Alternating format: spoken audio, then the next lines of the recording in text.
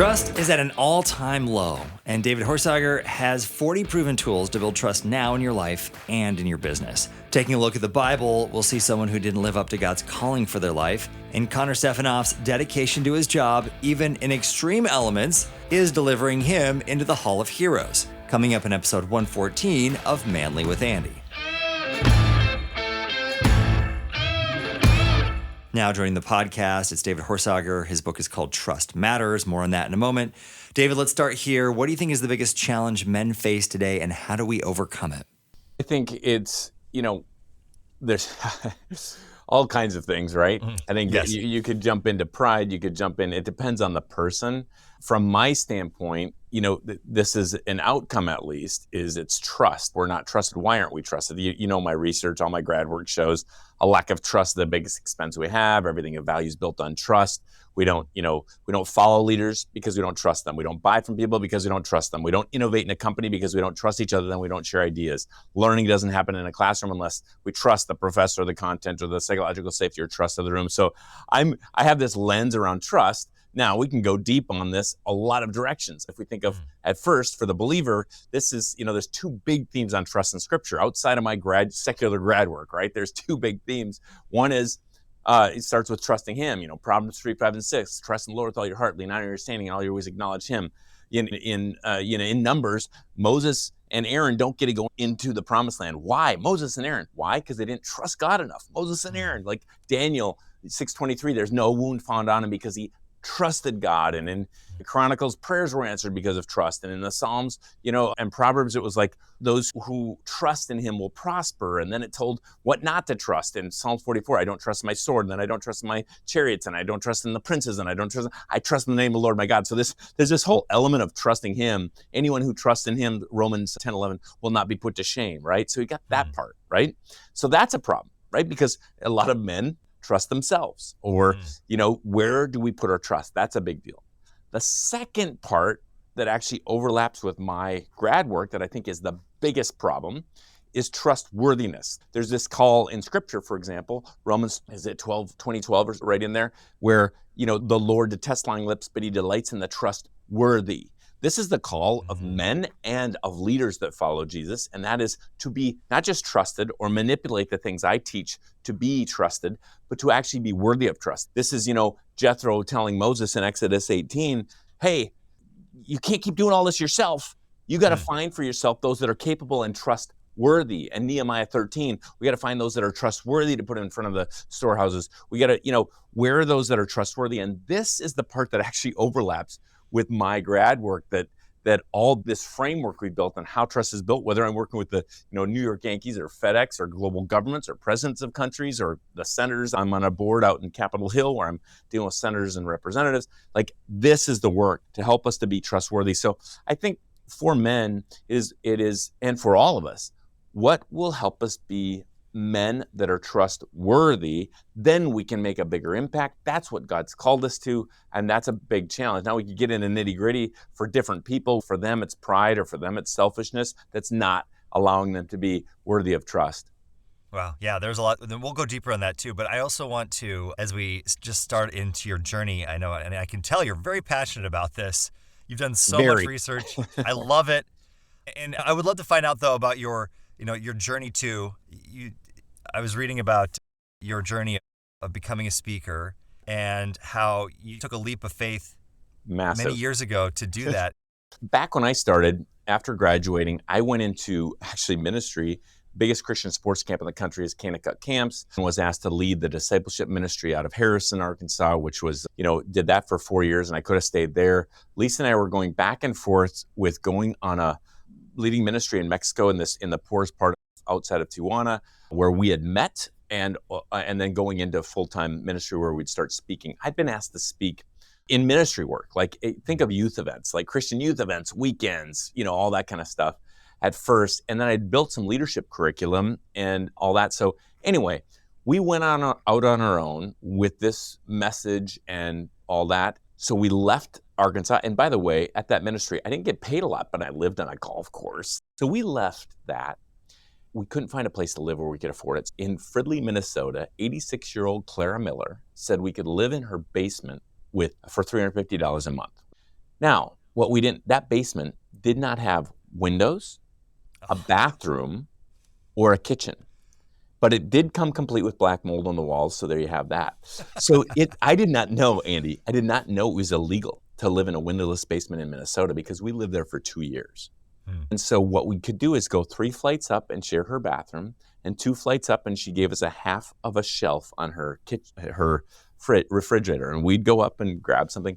Lisa and I were married, and we felt called to this, and I don't think anybody else would do this. We went for a time without insurance. I don't think that's a smart idea. This isn't, great ideas for everybody, but we felt called to this, so we moved back. By October, we had $1.40 to our name, 60 cents in the home account, 80 cents in the business account, or that we, ministry business account. We're starting this thing. I'm making calls every day. I'm trying to, in those days, just speak at mostly ministry events, and I would do, couple $100, nothing for exposure. I remember doing things I thought, wow, I didn't think it would cost this much in gas to get there and back. I actually didn't even cover my food. That's we started. Little by little, things changed. By God's grace, we were on our knees every day. That first year, at least half a year, we fasted a day a week. We really felt called to prayer, and we saw God do things. We still have multiple journals of what God has done, like over and over, miracles of what God has done. And people that see me today and see what we, all that's happened, which has been amazing. I mean, think of now with zero debt, more than beyond certainly what we deserve, but beyond what we need for sure too. And now, in some of the places we get thrown into, a lot of the events are, that I'm getting called to are at the Ritz. That's kind of like a different world. But that was we actually lost everything about 3 times. So in 2006 and then in 2009 again. And so we had successes. God was using it. We saw that, but we just followed the journey. In 2000, I was asked to teach on some of this leadership stuff. I built this piece at the U.S. Coast Guard Academy, and that was one thing. And then and so we got called more and more to share this truth, but not as much only in the Christian realm. And this led to my grad work, and I had this epiphany around trust and how it, like I said before, I was thinking, is this the leadership stuff they want, or is it like, it seemed like they don't trust each other? And then that led to salespeople. It led to all the ministries. Like, you think of people listening today, if you're a pastor and people aren't giving to your church, it's because they don't trust you or the church. If you're running a nonprofit, it's a function of trust. Our GDP is a function of trust. This led to my grad work, and that was the prove out. I think one of the first to prove out how a lack of trust is the biggest cost we have. Everything of value is actually built on trust. So if the only reason, a simple example would be a lock. The only reason I put a lock on anything is because I don't trust. So it's the only reason. Otherwise, I wouldn't do it, because it costs money, number one, and it costs time. Every time I got to open the mailbox or the gate or unlock my bicycle, it costs time. And that's the same with anybody. Like, you've got kids like I do, teenagers, let's say. You trust who they're going out with Friday night. You don't trust who they go out with Friday night. Biggest stress you have as a parent. Colleague you trust. Yes, you got a colleague you don't trust. It's the biggest stress you have at work. I built, out of this research came this framework of how trust is built globally. That's been revalidated by outside universities. It's been used now we've had the Admiral of the Navy say it dropped suicide rates. We've had companies say it tripled sales. We've had people say it saved their marriage. We've had one of the biggest companies in the world, say it increased engagement scores for the first time in 14 years. It's been used by countries and companies, and that led little by little to more and more. We had a pretty big tipping point when my first book came out in 2009.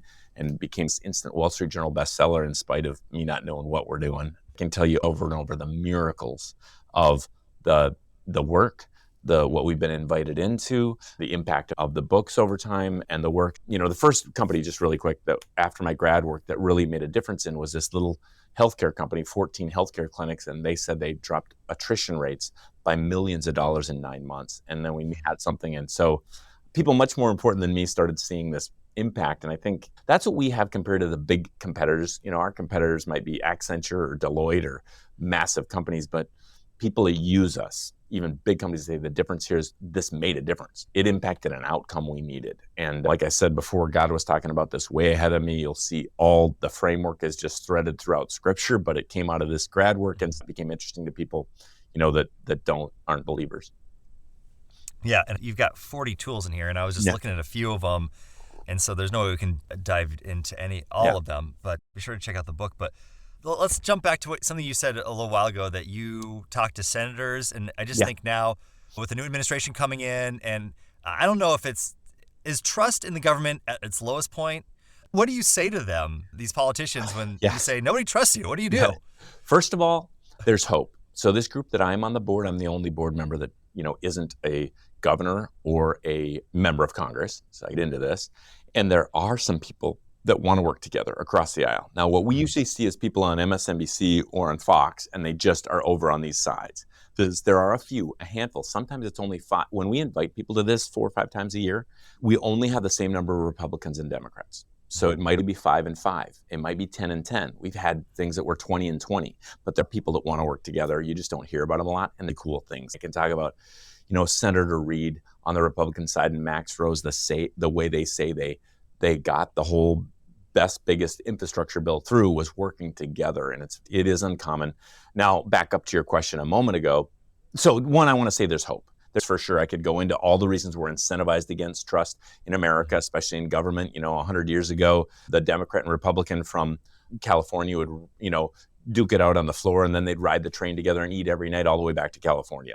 They don't touch each other. They don't connect. These days, in the Capitol, there's a deli for Republicans, a deli for Democrats. When they come into orientation, believe it or not, we wouldn't treat third graders like this, but at orientation, they'll say, okay, now Republicans get on the red bus and Democrats get on the blue bus and go back to your hotel. They don't see each other. They don't touch each other as human.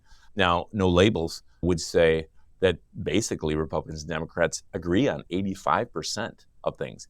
But there's so many reasons we're incentivized against working together. That's a whole nother show maybe, but it is thinking about, to your other point, I'll give the history of trust in maybe 1.5 minutes, and that will get to why trust is, part of how trust has dropped. A long time ago, we did not trust for 2 reasons. One, I didn't trust you because I didn't know you. You're from the other mountain. You speak a different language. You look different than me. Number 2, I didn't trust you because I did know you, and I've seen how you act, right? So then it became, trust became institutionalized, and because institutions slow things down, and they're actually good in many ways. So you could have one bad teacher and not distrust the whole education system. You could have one bad governor or representative and not distrust our politics. In the late 60s and early 70s, trust in government tanked significantly over the last 30 years. We used to have trust our government to do about 80% of them said they trusted the government to do basically what was right. Now it's 10%. Institutional trust, though, tanked across the board. And this means something for everybody listening, because every institutional trust is tanked. Even though it's not all bad and not totally gone, it is bad in that government trust tanked. Media as an institution tanked. We used to have the news. Now we have where do you get your news? Where do you get your news? Where do you get your news?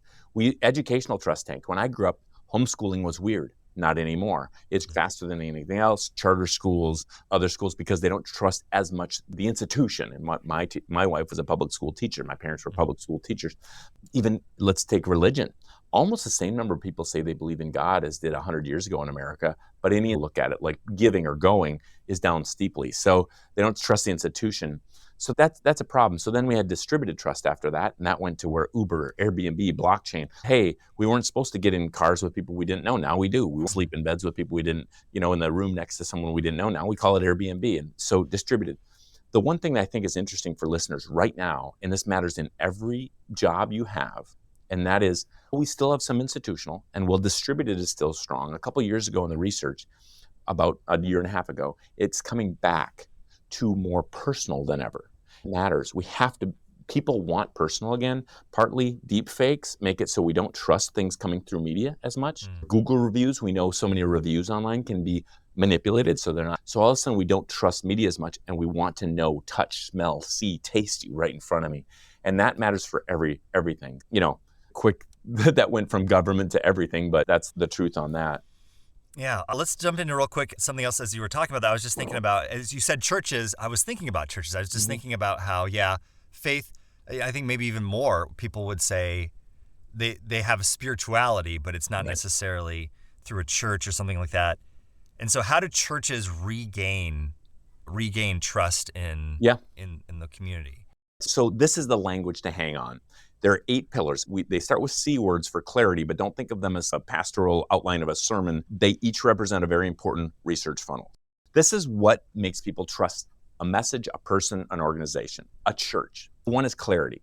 People trust the clear, and they mistrust or distrust the ambiguous or the overly complex. And on you today, Andy, clever does not win. Clarity wins.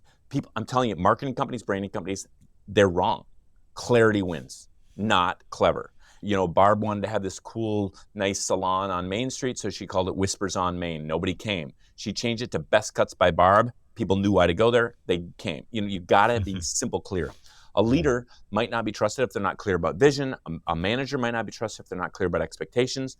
A salesperson might not be trusted because they're clear about the wrong things. They're clear about how cool they are, how long they've been in business. Nobody cares. They care about the benefits to me. I start to buy. The teacher might be kind, compassionate. Why do the kids hate the teacher? They found out the teacher was unclear about assignments, so the students went home frustrated. Clarity is one. Number two, people trust the compassionate, people that care beyond themselves.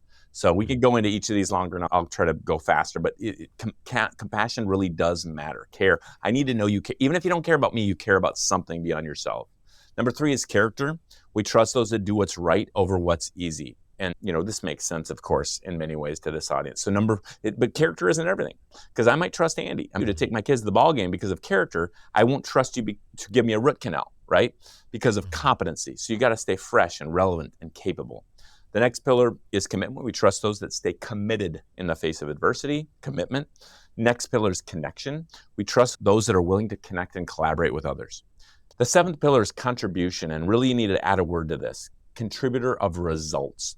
We trust results. You can't just have compassion and character. You got to deliver the result I expect or ask for, and that's the same for churches.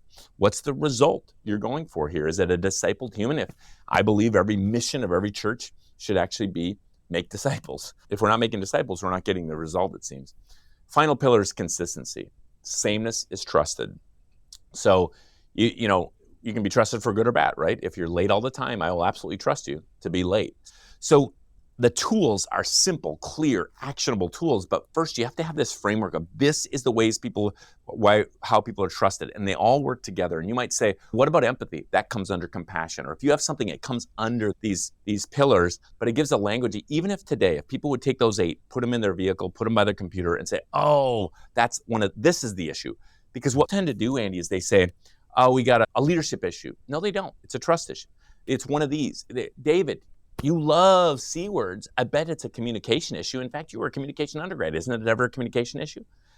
Ladies and gentlemen, listening, it is never, ever a communication issue. We don't do things about that word. It's actually the type. So if I say, for instance, number 1, clarity. Clear communication is trusted. Unclear is not trusted. Communication is trusted. Hateful isn't. High character communication is trusted. Dishonest isn't. And if I go one more level, I actually get to the issue I meant to deal with. And that did the thing. It increased sales. It dropped attrition. It increased, trust from the platform pulpit. So if you have this language now, and we don't have time today maybe to go through, but these are each biblical truth you can imagine, like clarity. Without vision, people perish, Proverbs 29, or the words a lamp to my feet, light to my path, or a compassion, Colossians, clothe yourself with compassion, or character. He who walks in integrity walks securely, or you can go down the list, right? Find for those that are capable. That's the competency pillar. It overlaps with what God's been saying for a long time, but it is these 8. And then under these, you have to ask, how can I solve with this? Like clarity. Okay, where is it? Clarity of vision, or is it clarity of expectations, or is it, anyway. Yeah, no, that's great. Yeah, there's so much here. And I was just thinking, I love that you talked about it's not about communication, because I don't think anyone says, boy, I just wish I got more emails about that. Yeah, exactly. My first question, when people try to solve that way, they're like, okay, we need to communicate more. Let's send more emails. And my question to that company is then, do they read the email? What's the win? So just so people get a taste, by the way, if they understand these 8, then these tools are so cool. We've used these tools, simple, actionable tools across, like I said, 6 continents to solve real trust problems. So take a really simple one that everybody can learn in a second. And many of them are simple and quick. Some of them take a little longer. But in fact, I would have a bias for the how tool under the clarity pillar. That one will take too long for us to teach today, but that pillar is that tool is how I lost 52 pounds in 5 months a decade ago. We've had people use that tool to triple sales, but I'll give you even a simpler one under clarity. So one of the 9 tools under clarity is MRA. If you're a leader, you're a pastor, you're a manager, you're a parent today, if you want your messages to matter, they must be MRA today. It means they must be memorable, they must be repeatable, and they must be actionable. People have a value. For instance, our value is integrity. Great. If you don't have that, you go to jail. What's that mean? Nothing. Let's have it be, for instance, in my case, one of our values is be the same on stage and off. In our institute has a stage. For me, it might be a literal stage in front of thousands of people. For Teresa, it might be answering the phone. For Dana, it might be meeting with the certified partners. But that's a stickier. That's a way of living out of it. That's memorable, repeatable, actionable. Caribou Coffee, just talked to the president again recently. They've got a few values. They're so memorable, repeatable, actionable by every barista. I've shared their story several times, but that's one little of the simple tools. Like, okay, let me just think, okay, I'm going to share this pivot. I'm going to share this message with my team. Okay, is it memorable? Is it repeatable? And is it actionable? It's one way of thinking about it. And there are several in there. The 6 E's for how do you motivate your team to get results and different things. David, and you've got so many actionable things, but let's just say somebody's listening and says, I don't know, whether it's a relationship in my life or it's a company sort of thing or whatever, what's the first step to either, I don't know, establish trust or reestablish trust? Yeah. Simply be more clear. And I'm talking about a whole nother level. So with my kids, I might say one of the tools. Now I've got 2 acronyms in a row here, I know, but it's ODC. Like this, I learned with management, we're not getting what we want from our team unless we give them a clear O, outcome. D, deadline, and that's to the minute. And C, give them space for clarifying. Are you clear about this? Am I clear? Are we clear? You really want to be clear. So my kids and I, we had a different perspective on what a clean room looks like.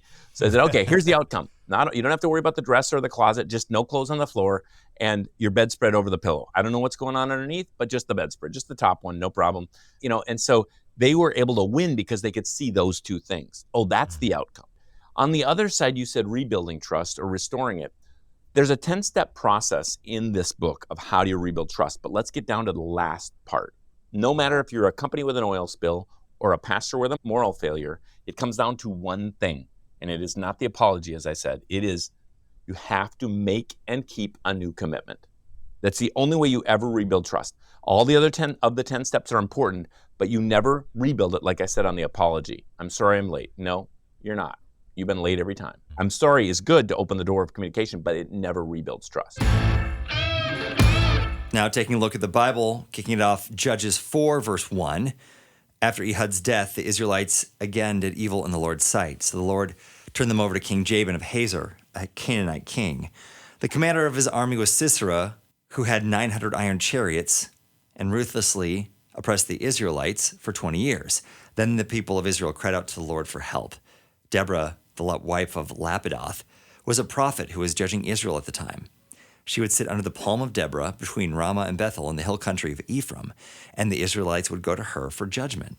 One day she sent for Barak, son of Abinoam, who lived in Kadesh. She said to him, "This is what the Lord, the God of Israel, commands you. Call out 10,000 warriors from the tribes of Naphtali and Zebulun at Mount Tabor, and I will call out Sisera, commander of Jabin's army, along with his chariots and warriors, to the Kishon River.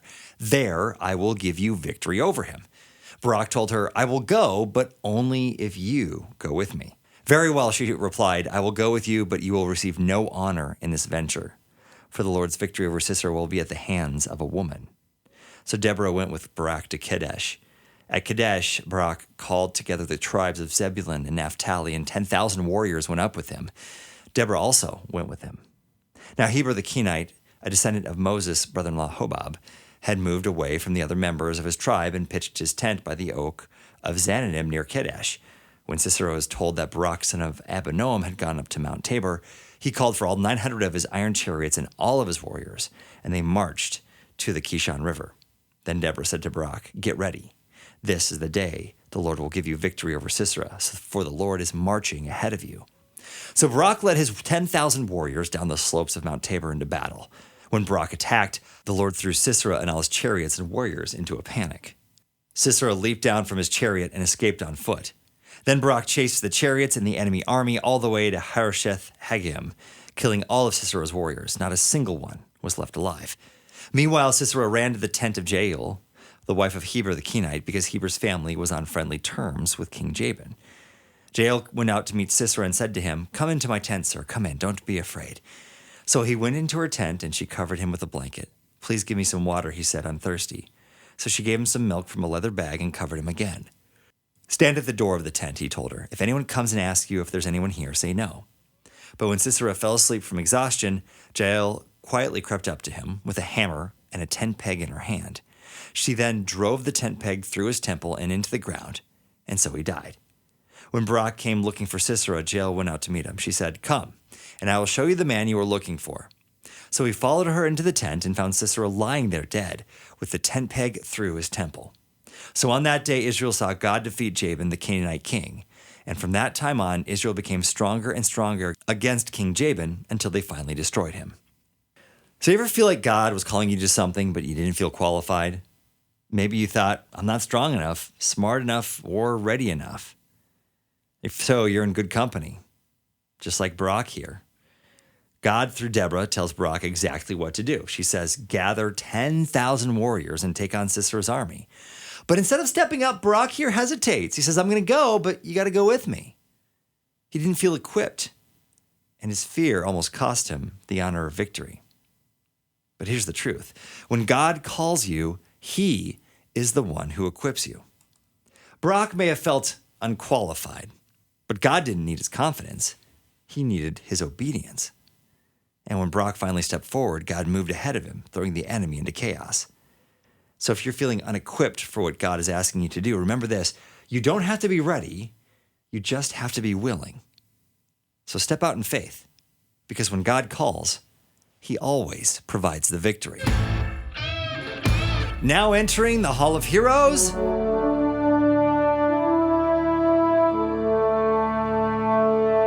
Connor Stefano.